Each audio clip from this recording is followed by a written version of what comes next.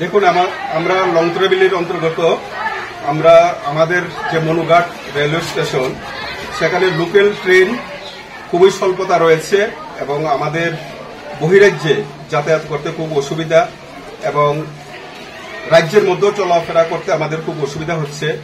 তাই আমরা আমাদের পক্ষ থেকে দাবি থাকবে যে কাঞ্চনজঙ্ঘা এক্সপ্রেস এটা যদি মনুতে দাঁড়ায় তাহলে আমাদের যে অত্র এলাকার যে লংতরাবিলির যারা আমরা এলাকাবাসী আছি আমাদের যাতায়াতের খুব অসুবিধা হবে।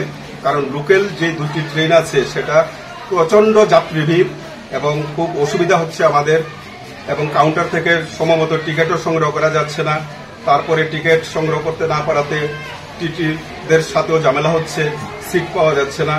তাই কাঞ্চনজঙ্ঘা এক্সপ্রেস যদি মনুতে যদি কিছু সময়ের জন্য বিরতি দেয়, অন্ততপক্ষে 2 মিনিটের জন্য, তাহলে যাত্রীরা অতি সহজে উঠানামা করতে পারে।